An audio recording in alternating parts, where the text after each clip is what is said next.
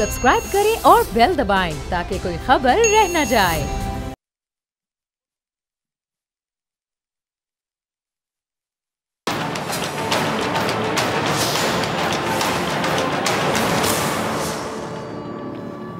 अस्सलामुअलैकुम नाजरीन, मैं हूं डॉक्टर फिजा अकबर खान और मैं हूं पाकिस्तान और आप देख रहे हैं पाकिस्तान के सबसे बड़े न्यूज़ चैनल का नंबर 1 प्रोग्राम ऐसे नहीं चलेगा। नया पाकिस्तान ज़ेरे तामीर है, तब्दीलियां की जा रही हैं, फैसले किए जा रहे हैं, लेकिन समरात 2 साल का अरसा गुजरने के बावजूद आवाम तक पूरी तरह से नहीं पहुंच सके। इमरान खान साहब के नए पाकिस्तान की तकमील होने में अब कितना वक्त लगेगा यकीन जानिए, ये तो सिर्फ खान साहब ही बता सकते हैं। लेकिन अभी तक इस नए पाकिस्तान में सिवाय लफ्ज़ नए के सब कुछ पुराना ही दिखाई दे रहा है। करप्शन अभी भी जारी है, बहरान अब भी बरकरार है। पहले चीनी का बहरान, फिर पेट्रोल का और इसके बाद अब आटे का बहरान सर उठाता दिखाई दे रहा है। इसके साथ साथ कोरोना का मुकाबला और स्मार्ट लॉकडाउन, इसमें तो कोई शक नहीं है कि हुकूमत को कई मसाइल का सामना एक साथ है, लेकिन इनसे निमटने की हिकमत अमली कितनी कामयाब बनाई गई है ये अब वक्त बताएगा। बात करें अगर सूबाई हुकूमतों की कारकर्दगी की, परफॉर्मेंस की, तो इसमें भी कोई खातिर ख्वाह इक़दामात का जिक्र तो नहीं मिलता। अलबत्ता रहमत अगर जहमत बने और जहमत बनते हुए दिखाई दे तो बारिश के बाद अगर कराची की हालत देखी जा सके तो मेरे ख्याल से जुमला बिल्कुल सही होता दिखाई देगा कि रहमत जहमत बन गई। के इलेक्ट्रिक को सिवाय अल्लाह के और कोई पूछने वाला ना पैदा हुआ है और ना शायद पैदा होगा। इस इस्लामी जमहूरिया पाकिस्तान का इस वक्त सबसे ताकतवर इदारा के इलेक्ट्रिक दिखाई दे रहा है, जो जब चाहे जैसे चाहे अपनी मनमानी करता है और सूबाई हुकूमत हो या वफाकी हुकूमत, किसी में हिम्मत तक नहीं है कि पूछा जा सके के इलेक्ट्रिक से कि मसला क्या और हल कैसे होगा। दूसरी जानिब कोरोना के बायस जो कई कारोबार बंद किए गए थे उनको ज़बानी कलामी हद तक महदूद SOPs के तहत खोल दिया गया है। तो एक ऐसा तबका भी आपको पता है कि मैदान में आ गया जिसका कारोबार कोरोना के मुल्क में आते ही बंद हो गया था और अब तक बंद है, वो है शादी हॉल्स मालिकान।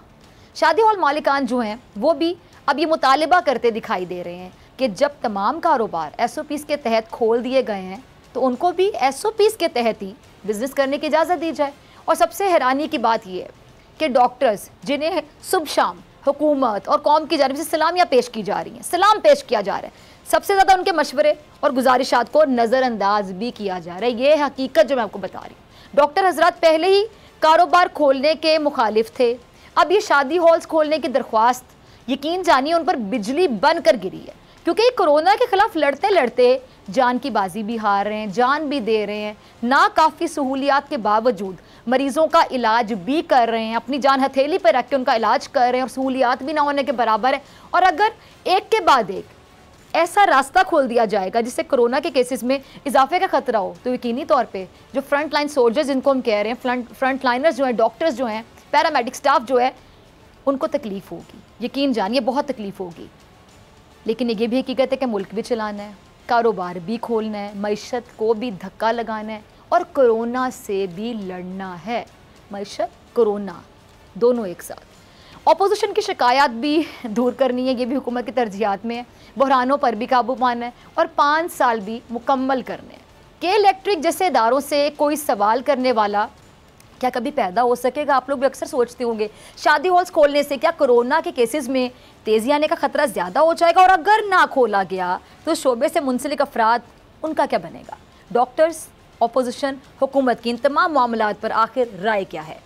इस पर बात करने के लिए आज प्रोग्राम में जिन मेहमानों को मैंने दावत दी, मौजूद मेहमानों का तारुफ करवाती हूँ। शादी हॉल्स एसोसिएशन के सदर हैं जी जनाब निसारुल्लाह शेख साहब। शेख साहब बहुत शुक्रिया ज्वाइन करने के लिए। पाकिस्तान मेडिकल एसोसिएशन के सेक्रेटरी जनरल हैं डॉक्टर कैसर सज्जाद साहब, किसी तारुफ के मोहताज नहीं। डॉक्टर साहब आपका भी बहुत शुक्रिया ज्वाइन करने के लिए। पीपल्स पार्टी के सीनियर रहनुमा लतीफ़ खोसा साहब मेरे साथ मौजूद हैं। खोसा साहब आपका भी बहुत शुक्रिया वक्त देने के लिए। मुस्लिम लीग नून से हमें माइज़ा हमीद ज्वाइन करेंगे। माइज़ा आपका भी बहुत शुक्रिया ज्वाइन करने के लिए।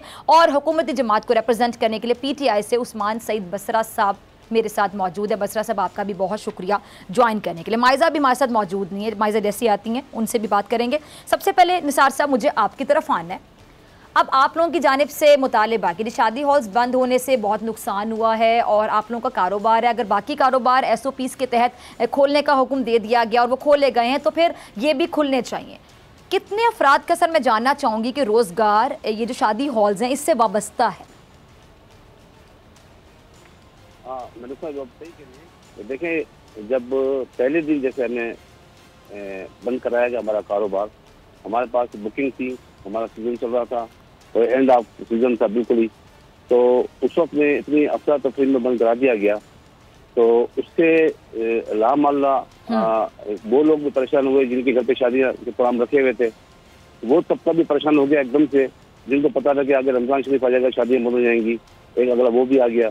और दूसरी के सिलसिले में आप देख रहे हैं कि इसमें ये समझ लें कि एलाइड जिसको कहना चाहिए जो इससे रिलेटेड थे, जैसे अपना फर्नीचर वाले हैं ना, दूसरे। और जब शादी होती है, बच्चा पैदा होता है घर में, तो समझ लें कि जी अपना उस वक्त से ये सारे सिलसिले उसके शुरू हो जाते हैं, जिसमें एलाइड। इसमें आप देखें ना, इससे कारोबार का जो नुकसान है बिल्कुल बड़ा नुकसान है। बिल्कुल नुकसान ये है कि जी अब आप देख रहे हैं कि जब से कारोबार बंद है, अब ये रोज दर पे खड़ा होता है लेबर कि भाई वो अब उनको अब ये समझ लें कि भीख मांगने के करीब कर दिया उनको। अब ये नहीं कि आज वो अच्छा शेख साहब, मुझे जरा ये बताइएगा कि अगर ये शादी हॉल्स खुल जाते हैं, एसओपीज का ख्याल कैसे रखा जाएगा? शादी में तो आपको पता है बड़ी तादाद में लोग आते हैं, तो एसओपीज का ख्याल आप लोग कैसे रख सकते हैं उसमें, जरा समझाइएगा। एसओपीज का देखें ना, जिस तरीके से अपना और कारोबार एसओपीज के जरिए खुल दिए गए, तो मैं ये कहूँगा कि हमारे लिए तो बहुत आसान है एसओपीज को चलाना, क्योंकि हमारे पास तो एक बाउंड्री के बीच में एक रास्ता जिससे लोग पब्लिक आती है। अच्छा, उसमें भी ये हमारे शादी में तो लोग देखें एसओपी जब हमारे पास हमें दी जाएगी, उस पर हमें उसको करना बहुत आसान है। जैसे फॉर एग्जांपल एक शादी हॉल है जहाँ पे 500 लोगों की कैपेसिटी के 500 लोग वहाँ पे आ सकते हैं, वहाँ पर अगर आपने फासला रखना है, सोशल डिस्टेंसिंग वाले फैक्टर को आपने तरजीह देनी है, तो फिर उसको कैसे आप करेंगे?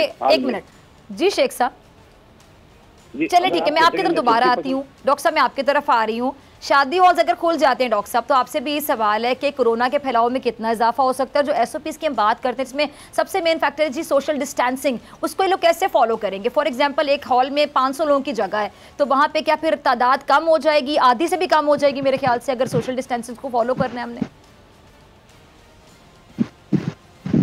बहुत शुक्रिया आपका, आपने दोबारा बात सारी ये है कि देखिए मेरे पास कोई ऐसा इख्तियार नहीं है कि मैं शादी हॉल वालों को कहूँ कि आप इसको खोल सकते हैं या एसओपी इसको फॉलो करके खोल सकते हैं। हमारा जो बेसिकली डे वन से, जैसे आपने अभी इंट्रो में कहा है कि हमारा डे वन से यही रहा है कहना कि हुजूम से बचे, और हुजूम से इसलिए बचने को कह रहे हैं कि ये बीमारी एक से दूसरे में बहुत तेजी से मुंतकिल हो जाता है, इस बीमारी के फैलाव को रोकना है। बदकिस्मत जैसे आपने बिल्कुल सही कहा गया कि इस मुल्क के अंदर तमाम लोगों को सुना गया, सिर्फ डॉक्टर्स को नहीं सुना गया, जिसकी वजह से मैं समझता हूँ कि आज हमारे पास 4000 के केस जो अमवात हो गई हैं, और तकरीबन 2 लाख से ज्यादा जो है हमारे पास केसेस है, 2.5 लाख के करीब। और ये वो है जो कि रजिस्टर्ड है। बहुत सारे ऐसे केसेस हैं जो कि बगैर रजिस्टर्ड के भी जिसके हमें नॉलेज है कि कितने सारे केसेस जो अनरजिस्टर्ड हैं, जिन लोगों ने बताया ही नहीं है कि उनको कोरोना है या कोरोना से इंतकाल कर गए। लिहाजा अगर अभी भी हमने प्रॉपर तरीके से गवर्नमेंट ने अगर इस हुजूम को कम नहीं किया, बहुत सारे तरीके हैं इसको करने के, लेकिन मैं नहीं समझता कि बहुत अच्छी तरीके से हम इसको कर पा रहे हैं। अगर शुरू में जिस वक्त हम तमाम डॉक्टर्स ये बात कर रहे थे मार्च में, अगर मार्च में प्रॉपर तरीके से इसको मैनेज किया जाता, तो शायद हमारे मुल्क में सिर्फ 500 से कम ही लोग इंतकाल कर पाते और बहुत कम लोग इस बीमारी में डॉक्टर साहब माजरत के साथ कहूंगी, जो भी माजी की बात कर रहा है मार्च में हो जाता है अप्रैल में, तो मैं हर किसी से रिक्वेस्ट ये कर रही हूँ मुअद्दबाना अंदाज में कि अगर हम माजी को छोड़ देते हैं, अब जो हो गया वो हो गया, आगे क्या किया जा सकता है? रोकथाम के इक़दाम करने चाहिए। लेकिन एक चीज जो अभी जो हमारे भाई जो शादी हॉल के हैं, शायद शेख नाम है उनका, शेख साहब ने कहा है कि वो एसओपीज पे फॉलो करेंगे। मुझे नहीं समझ में आता कि शादी हॉल के अंदर, देखिए मुझे तो कहीं पर भी एसओपीज को फॉलो करते हुए नजर नहीं आए लोग, चाहे वो पढ़े लिखे लोग हो, चाहे वो पढ़े लिखे ना हो, तमाम लोग मैं समझता हूँ पाकिस्तान में। खोसा साहब हमारे साथ मौजूद हैं ताकि हम उनको शामिल कोरोना है, तो फिर एसओपीज पे कैसे फॉलो कराएंगे? ये एक बहुत बड़ा मेरा सवाल है। चलिए डॉक्टर साहब, मैं आपकी तो दोबारा आती हूँ और ये आपका ये जो सवाल है ना, इसका जवाब लेने की कोशिश करेंगे। निसार साहब से मैं बल्कि जवाब लेने की कोशिश करूंगी कि एसओपीस को फॉलो कैसे करवाएंगे ये, और इस कौम से मैं कहती हूँ एसओपीस को फॉलो करवाना, माजरत के साथ कहूँगी मैं भी इसी कौम का हिस्सा हूँ और हम तमाम लोग बहुत ज़्यादा कोताहियाँ कर रहे हैं। मेरे ख्याल से बाकी ममालिक के लिए बड़ा चैलेंज है। खोसा साहब, आपकी तरफ आना चाहूँगी। आपसे मेरे दो सवाल हैं। एक तो इसी से रिलेटेड कि बाकी ममालिक के लिए जो उनकी हुकूमतें हैं, उनके जितने भी डॉक्टर्स हैं, उनके लिए चैलेंज ये कि उन्होंने सिर्फ इस कोरोना पे काबू पाना है, मईशत के हवाले से डिसीजंस लेने। हमारे यहाँ एक इजाफी बोझ ये कि हमने अवाम की रहनुमाई भी करनी, अवाम को समझाना भी है, अवाम को बताना भी है कि अल्लाह का वास्ता है कोरोना से थोड़ा सा घबरा जाएं, क्योंकि कोरोना एक बहुत बड़ा एक वायरस है जिससे आप काबू नहीं पा सकेंगे। अगर खुदा ना खास्ता आपको हो जाता है, आप बच जाते हैं, आपके घर में कोई बुजुर्ग है उसके अंदर इम्यूनिटी नहीं है, खुदा ना खास्ता एक घर से दो दो तीन तीन जनाजे भी उठ सकते हैं, लेकिन लोग इसको सीरियस नहीं ले रहे। पहले तो उसका जवाब देना चाहूंगी। उसके बाद दूसरा सवाल सर साथ ही सुन लीजिएगा खोसा साहब, कि कराची के अवाम बहुत तकलीफ में है। एक इदारा है जिसका नाम है के इलेक्ट्रिक, जो बदतरीन लोड शेडिंग का जिम्मेदार है, उसको लगाम कौन डालेगा खोसा साहब? देखिए, पहली बात जो आपने कोरोना की बारे में की, मेरे ख्याल में तो एक्सपर्ट्स की राय, कोई भी अगर शोबा हो तो उसमें उन्हीं की राय को जो है वो एहतराम भी करना चाहिए, उस पर अमल भी करना चाहिए। और मेरे ख्याल में तमाम हमारे बिल्कुल करना चाहिए साहिबान हैं वो इस चीज पर बिल्कुल मुत्तफिक हैं कि सोशल डिस्टेंसिंग और ये जो मास्क हैं या आपके ग्लव्स हैं या आपके सैनिटाइजर्स हैं या आपका एक दूसरे से कम तरीन मिलना जुलना जो है वही इसका जो है प्रिवेंटिव एक तरीका है जिससे इसको स्लो डाउन किया जा सकता है और अल्टीमेटली इसको किल डाउन किया जा सकता है, जब तक कि इसकी कोई अच्छा खोसा साहब, सॉरी मैं आपकी बात काट रही हूँ। आपने बात की बड़ी अच्छी कि फ्रंट लाइन सोल्जर्स का आपने जिक्र किया, लेकिन वो तो गिला करते दिखाई देते हैं कि हुकूमत उनके हवाले से बहुत ही बात करती है। नुकसान हो रहा है, इसमें कोई शक नहीं है। और इसकी जो एंसिलरी इंडस्ट्री, अच्छा खोसा साहब, अगर आप मुझे सुन पा रहे हैं, डॉक्टर हजरात जो हैं वो हुकूमत से गिले शिकवे करते दिखाई देते हैं। आप चूंकि पीपल्स पार्टी में, आप जरा खुल के बताइए, हुकूमत को मशवरा दे दें इस प्लेटफॉर्म से कि वो उनको फ्रंटलाइन सोल्जर्स तो कहते हैं, बार बार उनको सलाम भी पेश करते हैं, लेकिन जब मशवरे की बात होती है, कोई गुजारिशात की बात होती है, तो उनकी बात कोई सुनता ही नहीं है। देखिए, बदकिस्मती है हमारी कि हुकूमत जो है ये विजनलेस हुकूमत है, कंफ्यूज्ड हुकूमत है। इनका जो है एक दूसरे को ये नीचा दिखाने पर लगे हुए हैं। सिंध गवर्नमेंट ने ये कर दिया, सिंध गवर्नमेंट ने लॉकडाउन कर दिया, मुआशी कत्ल कर दिया, बड़े आदमी को ये तहफ़्फ़ुज़ात देने जो है ये है, गरीब आदमी को मारना है, पता नहीं क्या क्या इन्होंने बातें की। इनके वज़रा की एक जफर मौज है, इनके एडवाइजर्स हैं, फिर इनके स्पेशल असिस्टेंट्स हैं, सभी माशाअल्लाह शुरू हो जाते हैं और जो कुछ ये करते हैं उससे और ज्यादा कंफ्यूजन क्रिएट होती है, बजाय इसके कि एक अवाम बड़े क्लैरिटी के साथ एक जो है हिदायत जो दी जाए और जो हुकूमती एक पॉलिसी आए, यकसुई हो उसमें और उस पर अमल दरामद करे। वो इसको जो है एक दूसरे को ऊंचा नीचा दिखाने के लिए जब भी वफाक और सूबे के दरमियान तसादम होगा तो यकीनन उसमें अवाम जो है वो बहुत ज्यादा कंफ्यूज होंगे और फिर उस पर अमल पैरा नहीं हो सकेगा, उससे कबाहतें आएंगी। और यानी खोसा साहब, आपका ये मानना है कि अभी जो कंफ्यूजन बहुत ज्यादा है उसकी बहुत बड़ी वजह विफाक और सूबे के दरमियान जो हम कहते हैं कि वो एक पेज पर नहीं आते हैं, ये बहुत बड़ी वजह है कंफ्यूजन की। जी बसरा साहब, आप अग्री करते हैं खोसा साहब की इस बात से? बिस्मिल्लाहिर्रहमानिर्रहीम। डॉक्टर साहब, एक तो आपका बहुत शुक्रिया। दूसरी बात यह है कि मैं उनके सही तरह खोसा साहब को सुन नहीं पाया हूँ। मेरे ख्याल में डॉक्टर साहब, अगर अब मैं गलत नहीं हूँ तो क्या ये हुकूमत सिंध को रिप्रेजेंट कर रहे हैं? जी, पीपल्स पार्टी से उनका ताल्लुक है, सीनियर रहनुमा है लतीफ खोसा साहब। हेलो जी बसरा साहब, बसरा साहब शायद नहीं सुन पा रहे हैं। जी बसरा साहब, आप मुझे सुन पा रहे हैं? मैं बसरा साहब का सवाल नहीं समझ पाई कि उन्होंने ये सवाल। अच्छा जी निसार साहब, मैं आपकी तरफ आना चाहती हूँ। जी एसओपीस के हवाले से बड़ा अच्छा सवाल उठाया था डॉक्टर कैसर सजाद ने, बल्कि डॉक्टर साहब मैं चाहती हूँ कि आप अपने अंदाज में वही सवाल दोबारा पूछिए जिसका जवाब मैं निसार शेख साहब से लेना चाहूँगी।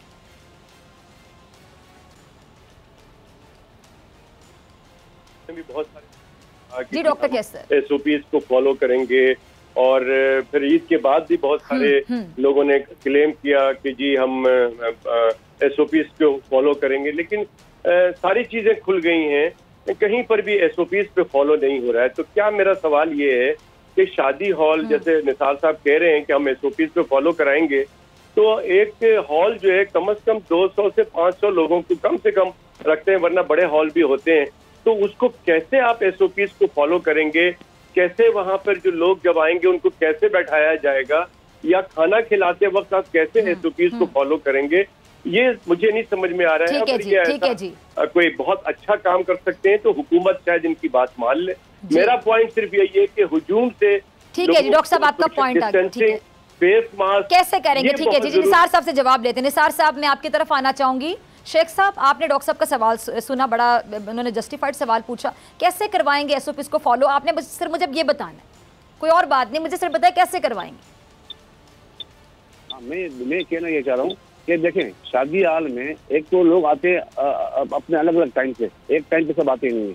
और दूसरी बात ये है कि आसान तरीका ये है कि जब टेबल्स लग जाएंगी, आप हमें देंगे कि इतने बंदों का अपना फंक्शन करें अपने हाल में, तो उस हम हाल में उस डिस्टेंस के साथ, जैसे हम 12 बंदे बिठाते हैं टेबल पे, हम 6 बिठा देंगे, 4 बिठा देंगे, जैसे आप कहेंगे। SOP हम बनाएंगे, हम आपको बना के देते हैं, हम उस पर अमल करेंगे। आप जो है इसको ये सोच रहे हैं कि जैसे आप एक बुफे लगता है, आप जब खाने पर लोग उठते हैं, पता है कि जी वो लोग फिर भागते हैं, दौड़ते हैं खाने की तरफ, उसको आसान हाल है, हम टेबल सर्विंग देंगे उसको। वो टेबल पे जो 6 बंदे बैठे हैं उनको टेबल पर दे, 4-4 फुट के फासले बैठ जाएंगे। 8 फुट की 6 फुट की टेबल है एक, वो आप उसमें 6 बंदे बिठाएंगे, तो 6 बंदे की आप समझते हैं कि SOP पे अमल नहीं हो सकता उससे? बजाय जो आप बस में बिठा रहे हैं, आप 1 फुट के फासले पर आप 2 सीटों पे एक बंदा बिठा रहे हैं, और 2 फुट के फासले पर हमारे पास तो 6 फुट का फासला है टेबल के साथ, हम तो उसको दे सकते हैं। हम तो नहीं करें 1000 आदमी का प्रोग्राम हाल में। अब आप चाहते हैं कि हम हाल ही बंद कर दें, तो सीधी बात करते हैं हमसे कि आप हाल बंद कर दें अपने, हम तो हाल बंद किए बैठे।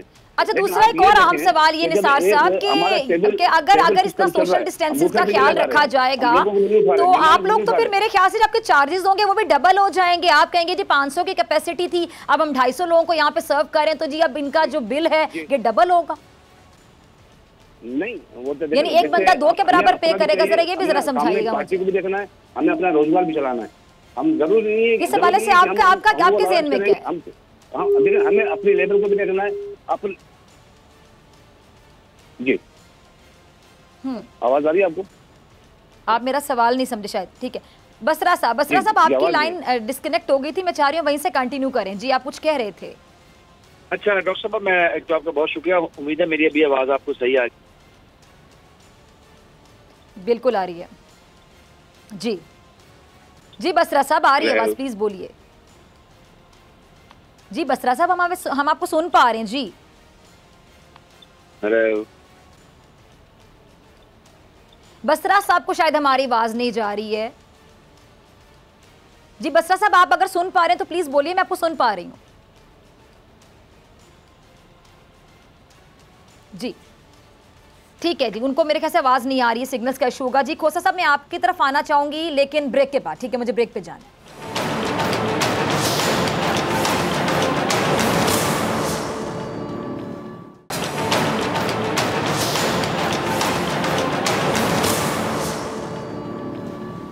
वेलकम बैक नाज़रीन, तमाम मेहमान मेरे साथ मौजूद हैं। बसरा साहब, ब्रेक से पहले आप मुझे नहीं सुन पा रहे थे, कोई टेक्निकल फॉल्ट था। अगर अब आप मुझे सुन पा रहे हैं तो मैं सिर्फ ये कहना चाहूँगी कि पीपल्स पार्टी के सीनियर रहनुमा लतीफ़ खोसा साहब मेरे प्रोग्राम में मौजूद हैं। उन्होंने बड़ी अच्छी एक बात ये की है कि अवाम में जो कन्फ्यूजन है उसकी बहुत बड़ी वजह ये कि वफाक और एक सूबा आमने सामने है। आप इस बात से अग्री करते हैं और आपको मेरे ख्याल से करना पड़ेगा, आप डिसअग्री तो नहीं कर सकते, लेकिन इसका हल क्या है? वफाक और सूबा सिंध की लड़ाई में अवाम क्यों पिसे? अच्छा, बहुत शुक्रिया। लतीफ़ खोसा साहब हमारे बड़े सीनियर लॉयर भी हैं और बड़े माशाल्लाह हैं, लेकिन मैं हैरान हूँ कि जब इस तरह की बात करते हैं। एक कमेटी है जो नेशनल कोरोना है, एनसीओसी के अंदर पीपल्स पार्टी, एनसीओसी के अंदर बलोचिस्तान, एनसीओसी के अंदर पंजाब और केपी और तमाम गिलगित बल्तिस्तान के लोग मौजूद। वहाँ पे इत्तेफाक राय और बाहमी मुशावरत से फैसले हो रहे हैं। ये जो अल्लाह के फजल के बाद कोरोना की जो फिगर्स बड़ी रिड्यूस है रेस्ट ऑफ द वर्ल्ड, ये उस मुशावरत का एक जो खूबी है और उसके समरात हैं। लेकिन जो ही शाम के टेलीविजन शो शुरू होते हैं तो क्या पीपल्स पार्टी, क्या कश्मीर से हमारी नुमाइंदगी जो है वो, ये सारे के सारे अपने अपने अलग एक पेज पे खड़े होते हैं। ये असल में सियासत है पाकिस्तान की हर शोबे के अंदर, पाकिस्तान के हर मौजूद के अंदर, पाकिस्तान के हर फील्ड के अंदर सियासत घुसाई है। अब देखिए कि इस कोरोना के मसले के ऊपर अगर पीपल्स पार्टी सियासत न करती तो इनका शिमला नीचे न गिर पड़ता, बुलंद होता। आप बताइए कि अगर हम डिसएग्रीमेंट है तो ये एनसीओसी के अंदर आके करें, वहां पे इनके वजीर आला मुकम्मल हमआहंगी, मुकम्मल इत्तेफाक राय से फैसले करते हैं। अच्छा खोसा साहब, अच्छा ठीक है बसरा साहब, मैं आपकी तरफ दोबारा आती हूँ। खोसा साहब, अगर आप मुझे सुन पा रहे हैं, आपने बसरा साहब की गुफ्तगू भी सुनी, साथ ही मैं जानना चाहूंगी खोसा साहब, आप इतने सीनियर पॉलिटिशियन हैं, आपने इतने साल पाकिस्तान में हुकूमतें देखी, किसी को अपोजिशन में देखा, किसी को हुकूमत में देखा। हमने देखा कि PMLN हुकूमत में होती थी, पीपल्स पार्टी अपोजिशन में होती थी, पीपल्स पार्टी हुकूमत में होती थी, PMLN अपोजिशन में होती थी। अब ये पहली बार हो रहा है कि कोई अपोजिशन और हुकूमत इतनी हम देखते हैं जिससे शायद कोई नस्ली खानदानी दुश्मनियां चली आ रही होती हैं। हमने देखा है पहले भी कि पीपल्स पार्टी हुकूमत करती थी तो PMLN इस तरह नहीं करती थी, अपोजिशन में PMLN करती थी तो पीपल्स पार्टी इस तरह नहीं करती थी। अब हम देखते हैं कि हुकूमत और अपोजिशन कहीं पर भी एक साथ नहीं होते, एक पेज पर नहीं होते, लेकिन बहुत सी जगहों पर आप लोगों का एक पेज पर आना बनता है पाकिस्तान के मुफाद के लिए। देखिए, सबसे बड़ा बदकिस्मती ये है इस मुल्क की कि मोहतरम इमरान खान साहब बैक वक्त ये लीडर ऑफ द हाउस यानी प्राइम मिनिस्टर भी हैं और बैक वक्त ये लीडर ऑफ द ऑपोजिशन भी हैं। ये ऑपोजिशन भी करना चाहते हैं और ये हुकूमत भी करना चाहते हैं। देखिए, हुकूमत को बड़ा बढ़ना पड़ता है, बड़ा हौसला रखना पड़ता है, अपनी मुखालफत को बर्दाश्त करना पड़ता है, अपनी ऑपोजिशन को साथ लेके चलना पड़ता है। हर वक्त आप धुतकारते नहीं हो ऑपोजिशन को। अगर opposition on the floor of the house सारे के सारे जो कायदीन है मुख्तलिफ जमातों के, वो कहते हैं कि आइए हम मिसा के मईशत करें, पाकिस्तान को इस मुआशी बदहाली से निकालें, आइए हम जो है मिलके करते हैं, वो तो उनके साथ बात करने, हाथ मिलाने को तैयार नहीं है और हर चीज को चोर डाकू के अलावा। अच्छा खोसा साहब, सॉरी मैं आपकी बात काट रही हूँ, कहीं से कंटिन्यू कीजिएगा। यानी आपकी बात से मैं ये कंक्लूड कर सकती हूँ कि आपके कहने का मकसद ये है कि इस टाइम पे जितने भी मसले की जड़ है वो इमरान खान साहब, प्राइम मिनिस्टर साहब का अपना जो जाती रवैया है, एटीट्यूड है, वो है, उनकी जिद है, उनकी फॉल्स इना है और उनका जो है बिल्कुल अभी तक कंटेनर पर खड़े होने वाला, अभी तक उनका जो है वो उतरे नहीं है कंटेनर से। देखिए, इस तरह हुकूमतें नहीं चला करती हैं, आपको ऑपोजिशन को साथ लेके चलना पड़ता है। अब हमने कितनी कोशिश की, ये बात तो इतना बड़ा आसानी से कह दिया। मुझे बताएं कि ये डॉक्टर साहब भी बैठे हुए हैं, डॉक्टर साहब से पूछें कि क्या लॉकडाउन जो सिंध गवर्नमेंट ने या पाकिस्तान पीपल्स पार्टी के एक विजनरी लीडरशिप ने किया था कि इसका यही हल है, क्या वही हल नहीं है? क्या ये कंफ्यूजन नहीं थी कि पहले दिन कहते थे कि नहीं होना लॉकडाउन जो है ये वगैरह वगैरह, जितना इमरान खान साहब इस पे बजिद थे और आज तक क्या है स्मार्ट लॉकडाउन? साहब आपका पॉइंट आ गया, इसका जवाब मैं बसरा साहब से पहले डॉक्टर कैसर सजाद से लेना चाहूंगी। डॉक्टर साहब हैं, डॉक्टर साहब बड़ा अच्छा सवाल पूछा खोसा साहब ने कि कंफ्यूजन तो फैली कि आवाम भी कंफ्यूज होगी कि करना क्या है, और आप लोगों का गिला बड़ा बजा है कि आप लोग वैसे तो फ्रंट लाइन सोल्जर्स है कहने को, और हैं भी, नो डाउट इन इट, लेकिन आप लोगों को कॉन्फिडेंस में नहीं रखा जाता और आप लोगों की राय को निगलेक्ट कर दिया जाता है। कैसे मुमकिन हो सकता है? देखिए फिजा, बात ये है कि डॉक्टर हजरात हमेशा बीच में आ जाते हैं। यही प्रॉब्लम है हमारे यहाँ कि हमारी आपस में जो सियासी इख्तलाफात हैं उसमें जो बेसिक पॉइंट है वो हम मिस कर जाते हैं, और बेसिक पॉइंट जो है वो डॉक्टर का है। और डॉक्टर्स ये कहते हैं कि जी ये कोरोना वायरस एक हकीकत है और इसको बचाव के इक़दाम करने चाहिए, और जो बचाव के जो इक़दाम हैं उसका एक ही सोल्यूशन है। वो सोल्यूशन ये है कि एक यूनिफॉर्म पॉलिसी होनी चाहिए, जो डॉक्टर हजरात कह रहे हैं। अब जैसे यहाँ पे बसरा साहब ने बात की, बहुत अच्छी बात की कि NCOC में जो डिसीजन होता है उसको शाम में फिर बहुत सारे लोग करते हैं, बिल्कुल सही कह रहे हैं। उसकी वजह ये है, उसका एक सोल्यूशन हो सकता था, हम ये समझते हैं कि जी NCOC के अंदर आप तमाम स्टेक होल्डर्स को भी बैठा देते, आप तमाम अपोजिशन वालों को भी बैठाते, तमाम और रिलीजियस पार्टी को भी बैठा देते, तो मैं समझता हूँ कि एक यूनिफॉर्म पॉलिसी बन जाती। किसी को भी ये इख्तियार नहीं था कि वो शाम को टीवी पे बैठ के हुक्मरान या अपोजिशन वाले दोनों आपस में एक दूसरे के खिलाफ या कोई भी है अपने एक मुख्तलिफ अपना व्यू करके बात करते। मैं ये समझता हूँ कि इस वक्त ये एक बहुत इम्पोर्टेंट हमारा एक इशू है, लोगों की जानें जा रही हैं। मैं समझता हूँ कि सारी चीजें इख्तलाफात भुलाकर तमाम पार्टीज एक पेज पे आके एक यूनिफॉर्म पॉलिसी बनाएं और लोगों की जान बचाएं, लोगों की जानें बचाएं, लोगों को इस बीमारी में मुब्तला होने से बचाएं और उसके लिए एक हिकमत अमली, एक यूनिफॉर्म पॉलिसी बनाई जाए ताकि एक। और ये बात दुरुस्त है कि पाकिस्तान के अंदर शुरू दिन से जो है लोग जो है इस बात पे कंफ्यूज हैं कि कोरोना है कि नहीं है, और अगर कोरोना है तो कोई ऐसी प्रॉब्लम वाली बात नहीं है। तो मैं समझता हूँ कि लोगों को अब बताना जरूरी है तमाम तरफ से, तमाम तबके से, कि खुदारा हर आदमी, चाहे वो रिलीजियस पार्टी का हो, चाहे वो ब्यूरोक्रेट्स हो, चाहे हुक्मरान का रिप्रेजेंटेटिव है, वो ये ना कहे कि ये सिंपल नजला जुकाम है या ये जो है ये पेट में चला जाता है, जरासीम और पेट से जो है ये निकल जाता है, ये रात को सोता है, जब आप सोते हैं तो ये भी सो जाता है। मतलब इस तरह की जो कंफ्यूजन, बिल्कुल, यहाँ हर कोई अपने आप में बहुत बड़ा तजियाकार और बहुत बड़ा डॉक्टर बना बैठा है। जी डॉक्टर साहब, बड़ा दुख होता है इस बात से। ठीक है, कंफ्यूजन फैलाई जाती है। बसरा साहब डॉक्टर साहब की बात का क्या जवाब है आपके पास, और खोसा साहब ने जो बात की थी आपने सुनी होगी, उसका क्या जवाब है आपके पास? जवाब भी सुनेंगे, डॉक्टर साहब भी सुनेंगे। आपको बड़ा एक मिनट आपको रीजनेबल जवाब दूंगा, कोई पॉलिटिकल इस पे स्टेटमेंट नहीं दूंगा। डॉक्टर साहब ने जो बात की सादे दिल आदमी की बात है, एक दर्द दिल रखने वाली आदमी की बात है कि एनसीओसी के अंदर क्यों ना हम सारी अपोजिशन जमातों को, मजहबी जमातों को बिठा लें, तो शायद शाम को टेलीविजन के ऊपर तनकीद ना हो और कोई एक नेशनल पॉलिसी और एक नेशनल जो हमारी बयानिया बन जाए। डॉक्टर साहब, हमारी हुकूमत की इस तमाम एनसीओसी के अंदर बैठे हुए फैसलों की तनकीद तो मुस्लिम लीग नून और पीपल्स पार्टी करते हैं। अब ये दोनों तो उसके अंदर मौजूद हैं जो वहां पे अपनी बात करके आते हैं, मान के आते हैं, फैसलों पे अमल भी कर रहे हैं, लेकिन सरे शाम आके टेलीविजन पे बैठ के तनकीद भी करते हैं।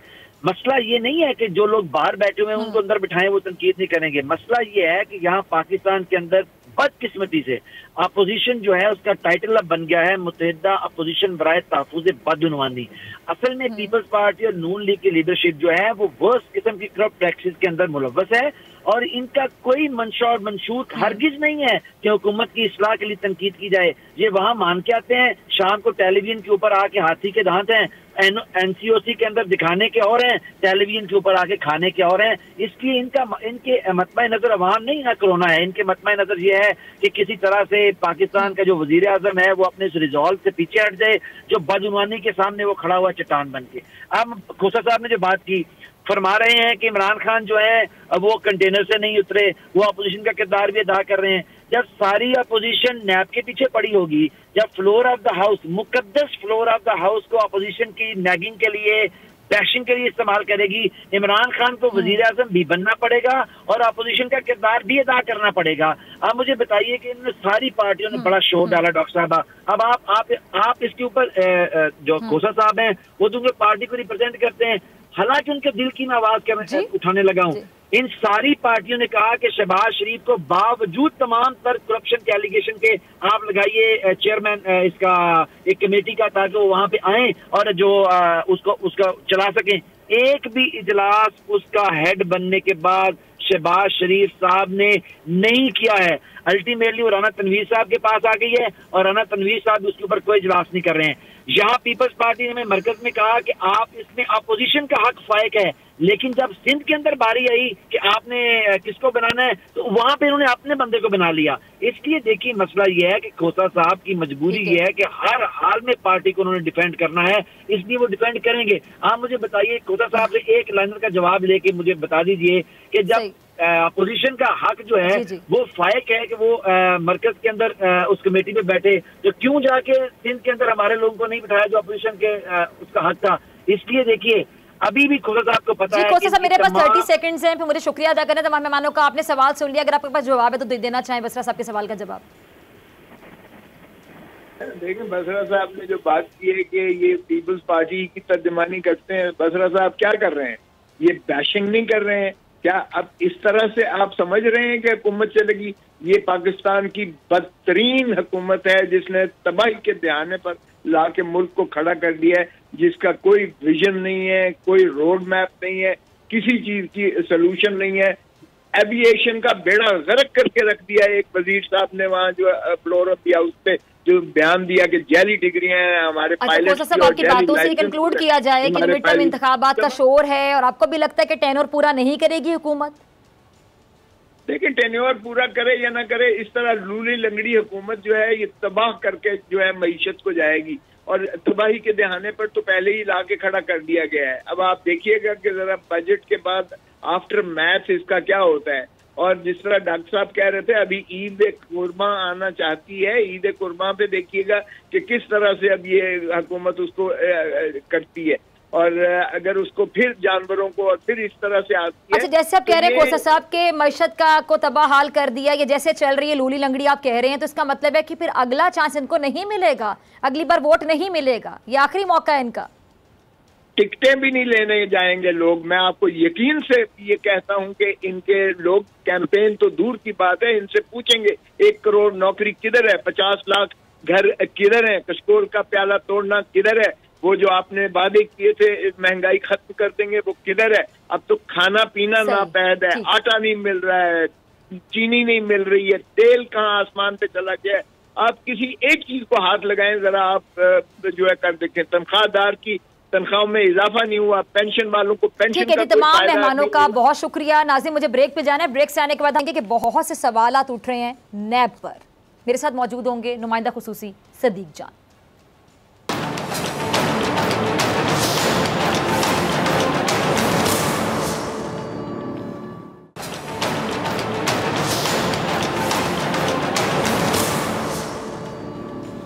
वेलकम बैक नाज़रीन, आप देख रहे हैं ऐसे नहीं चलेगा। मैं हूं आपके साथ डॉक्टर फिज़ा अकबर खान। वज़ीर आज़म पाकिस्तान इमरान खान साहब अपनी हर तकरीर में रियासत मदीना की मिसाल देते हैं, मुल्क को मदीना की रियासत की तर्ज पर चलाने का अज़म करते दिखाई देते हैं। जिस रियासत मदीना का नाम लेते हमारे मोहतरम वज़ीर आज़म थकते नहीं हैं, उस रियासत मदीना का सबसे अहम और बुनियादी उसूल आपको पता है क्या था? ये था कि कानून सबके लिए बराबर था। रियासत मदीना में कानून अमीर और गरीब में तफरीक नहीं करता था। रियासत मदीना में हर बड़े से बड़ा और छोटे से छोटा फर्द भी कानून के ताबे था। रियासत मदीना में अरबी हो या अजमी कानून का पाबंद था। रियासत मदीना में जितना कानून एक गैर मुस्लिम पर होता था उतना ही मुसलमान पर। कोई पर्ची, कोई रिश्वत, कोई तफरीक, किसी डील या ढील का वजूद तक नहीं था रियासत मदीना में। लेकिन इस्लामी जमहूरिया पाकिस्तान, जिसको वज़ीर आज़म मदीना जैसी रियासत बनाने के ख्वाहिशमंद हैं और बार बार जिक्र करते हैं, वहाँ कानून और एहतसाब का मेयार अब भी अफसोस के साथ कहूँगी दोहरा दिखाई दे रहा है। नैब वो इदारा जिस पर पहले से ही अपोजिशन की तनकीद जारी है, जिसको अपोजिशन काला कानून भी कहती है। नैब वो इदारा जिसके खात्मे का मुतालबा अपोजिशन कर रही है शुरू दिन से। नैब की ही गिरफ्त में एक ऐसा शख्स भी है जो मुल्जिम है, जेल में है, उसके खिलाफ मुकदमा भी अदालतों में चल रहा है। कितने ही मजीद मुकदमात उसके खिलाफ मौजूद हैं।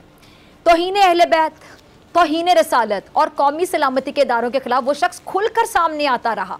वो शख्स नैब की हिरासत में होने के बावजूद बीमारी के नाम पर अस्पताल में आराम कर रहा है, और उसके साथ साथ सूरत हाल ऐसी दिखाई दे रही है जैसे नैब सहाफत को कारोबार बनाकर इदारों के खिलाफ इस्तेमाल करने वाले मीडिया फिरौन मीर शकील के साथ बिला जवाज नरमी बरत रहा है। क्योंकि नैब ने जब खुर्शीद शाह, शिरजील मेमन, आगा सुराज दरानी समेत कई अफराद के खिलाफ कार्रवाई की तो उनके अहले खाना से भी, आपको मैं याद करवाती चलूँ, भरपूर तफ्तीश की थी। अब जरा सुनते जाइएगा। आगा सिराज दुरानी साहब के खिलाफ आमदन से ज़ायद असासा जात केस में उनकी अहलिया नाहिद खान दुरानी और जो बेटियां हैं और बेटा वो भी शामिल तफ्तीश रहे। खुर्शीद शाह साहब के खिलाफ 1 अरब 20 करोड़ से ज़्यादा असासा जात केस में उनकी दोनों बेगमात, 2 बेटों जो कि एक रुकन सूबाई असम्बली सैयद फारूक शाह हैं, छोटे बेटे हैं ज़ीरक शाह, और भतीजे जो कि सूबाई वज़ीर ट्रांसपोर्ट हैं सैयद ओवैस शाह, ये भी आपको याद होगा कि तहकीकात में शामिल। और इसके साथ साथ शिरजील इनाम मेमन के खिलाफ आमदन से ज़ायद केस में उनके बेटे, उनकी अहलिया, उनकी वालिदा ने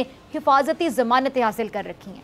अब लाहौर में 54 कनाल अराजी केस में मीर शकील के बेटे मीर इब्राहिम और अहले खाना को ताहाल शामिल तफ्तीश किया ही नहीं जा सका। मीर शकील ने जालसाजी से 22 जुलाई 1986 को 54 कनाल अराजी अपने नाम लगवाई थी। LDA अफसरान की मिली भगत से मीर शकील ने अराजी 2 अक्टूबर 1986 को अपने बीवी बच्चों के नाम करवाई। अब ये 54 कनाल अराजी, इसमें शामिल 2 सड़कों को भी गैर कानूनी तौर पर अपने अहले खाना के नाम करवा दिया, सड़कों को भी अहले खाना के नाम करवा दिया। इसके बावजूद नैब ने मीर शकील के अहले खाना को शामिल तफ्तीश करने का फैसला करना जरूरी ही नहीं समझा, जिससे नैब की तफ्तीश पर सवालात उठने लगे और उठने भी चाहिए थे। इसी पे बात करते हैं नुमाइंदा खुसूसी सदीक जान से। नैब ने तमाम तर शवाहिद के बावजूद ताहाल मीर शकील के अहले खाना को शामिल तफ्तीश क्यों नहीं किया? अब तो सवाल उठेंगे, क्या जवाब है नैब के पास? बिल्कुल आपने दुरुस्त कहा। ये तो अब जब मामला एहतसाब अदालत में आगे चलेगा तो बिल्कुल इसके ऊपर सवालात तो हैं कि ज़ाहिर है मीर शकील रहमान ने जो कुछ किया है वो उन्होंने और हम ये भी देखते हैं कि जहाँ पे भी इस तरह के काम किए जाते हैं वहाँ पे बीवी और बच्चों के नाम पे असासे और जायदादें बनाई जाती हैं, उनको भी शामिल किया जाता है। आप जितने भी केसेस देख लें, नवाज शरीफ साहब के केसेस देख लें, उन्होंने आगे बच्चों को इस्तेमाल किया।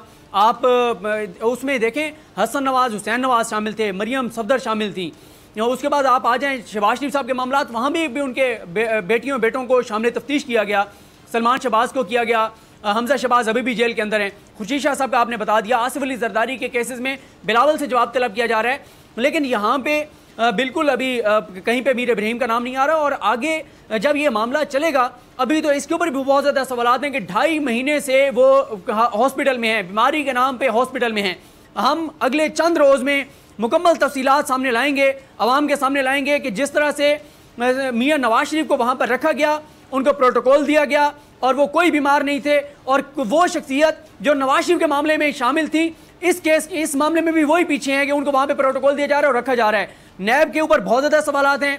नैब का मसला यह है कि नैब, जो आपने खुद कहा कि पहले अपोजिशन उनके ऊपर तनकीद कर रही है कि सियासतदानों के जो केसेस होते हैं उसमें तो आप पूरे खानदान को शामिल कर लेते हैं, सबसे तफ्तीश करते हैं, यहाँ पे आप क्यों पार चल रहे हैं? अच्छा सदीक, सॉरी मैं आपकी बात काट रही हूं। ये जो जाते हैं इन लोगों को बीमारी होना शुरू हो जाती है, जब इनसे पूछताछ की जाती है, कट्टे चट्टे खुलते हैं, तो इनको जो बीमारी आ घेरती है, कहीं उस बीमारी का नाम सिर्फ एंजाइटी है, डिप्रेशन तो नहीं है, घबराहट तो नहीं है? अब जारी बात है, कट्टे चट्टे खुलेंगे तो फिर अपने काले कारनामों को आप उसको फेस करें, सामना करें। अब जरा सी एंजाइटी हो, घबराहट हो तो आप बीमार हो जाते हैं सारे।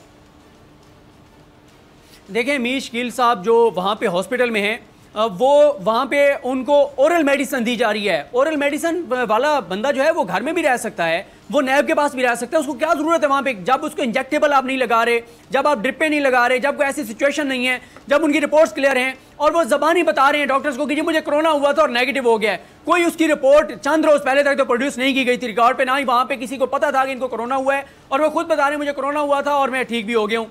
अब इस सारी सूरत हाल में सबसे ज़्यादा ये बीमारी वाले मामले पे तो हम नेक्स्ट किसी प्रोग्राम में बात करेंगे। असल जो आपने सवाल उठाया है कि जिसको ज़रूरी है उसको शामिल तफ्तीश किया जाए, अगर उन सबको शामिल तफ्तीश नहीं किया जाएगा तो नैब की कारकर्दगी पर सवालात उठेंगे, नैब को शामिल तफ्तीश करना पड़ेगा, वरना ये वो केस है जिसके ऊपर पूरे पाकिस्तान की नज़रें हैं। अगर इसमें नैब ने रियायत की तो नैब की क्रेडिबिलिटी बहुत ज़्यादा ख़राब होगी। और हम उम्मीद ये करते हैं कि चेयरमैन नैब जावेद इकबाल साहब, जस्टिस जावेद इकबाल साहब, उनको खुद इस मामले में देखना चाहिए, लाहौर की टीम को देखना चाहिए कि इस मामले में जिन को शामिल तफ्तीश करना चाहिए, होना चाहिए, उनको शामिल तफ्तीश करें, उनके नाम शामिल करें, उनके खिलाफ कार्रवाई करें।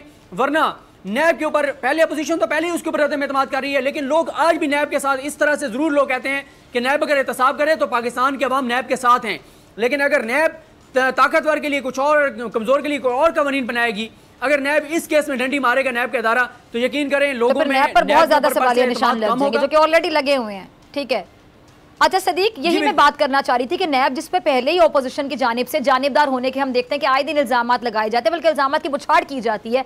मीर शकील के केस को अगर हम देखें तो किसी हद तक ऑपोजिशन के इल्जामात में कोई सदाकत दिखाई दे रही है, और अगर रियायत बरती जाती है तो फिर नैब का स्टेटस क्या होगा? कोई यकीन करेगा नैब के इदारे पर? लोग नहीं एतमाद करेंगे। पहले ही पाकिस्तान में एहतसाब का जो अमल है उसके ऊपर बहुत से सवालात हैं, चाहे वो जज अरशद मलिक का मामला हो या केसेस के आगे ना बढ़ने का। कुछ चीज़ें चेयरमैन नैब साहब की बातें दुरुस्त हैं, वो कहते हैं जब हम रेफरेंस दायर कर देते हैं उसके बाद एहतसाब अदालत ने करना है, लेकिन यहाँ पे तफ्तीश तो नैब ने करनी है। नैब को तमाम उन लोगों को मुलजिम बनाना है जो उनके साथ हो सकते हैं, जो उनके सहूलतकार हो सकते हैं, जिनके नामों पे उन्होंने आगे प्रॉपर्टीज ट्रांसफ़र की हैं, जो इस सब में शामिल है, उनको सामने तफ्तीश किया जाना चाहिए। और जैसे आप कह रही हैं कि अगर नहीं करेंगे सवालात होंगे, लोग बात भी करेंगे, और सबसे ज़्यादा देखें इंटरेस्ट किसी और का हो सकता है, लेकिन बदनामी बराह रास्त किसकी होगी? नैब के दायरे की होगी। और चेयरमैन कौन है? जस्टिस रिटायर्ड जावेद इकबाल साहब हैं। और ये वो केस है जिसके ऊपर बहुत ज़्यादा ब्लैकमेलिंग हो रही है और खुद जंग और जियो के लोग दावे करते फिर रहे हैं कि चेयरमैन नैब नहीं ये कर सकते क्योंकि चीज़ें पीछे मैनेज हो गई हैं। अगर ऐसा है तो इससे नुकसान मैंने जैसे वो आगे वो चेयरमैन नैब को होगा, उनको अपने कंडक्ट से ये बताना होगा कि साफ शफाफ तहकीकात हो रही हैं, वो किसी के इन्फ्लुएंस में नहीं है और केस को प्रॉपर अंदाज से आगे बढ़ाया जा रहा है, वरना फिर जंग और जियो वालों की बात दुरुस्त होगी कि चीज़ें पीछे से मैनेज हो गई हैं। ठीक है जी, बहुत शुक्रिया सदीक जान आबर और तजिए के लिए। इसी के साथ डॉक्टर फैज़ अकबर खान को दीजिए इजाज़त। आपसे मुलाकात होगी इंशाल्लाह कल सेम टाइम सेम चैनल। अगर ज़िंदगी ने वफा की दुआओं में याद रखेगा, अपना अपने प्यारों का बहुत ख्याल रखेगा। अल्लाह निगहबान।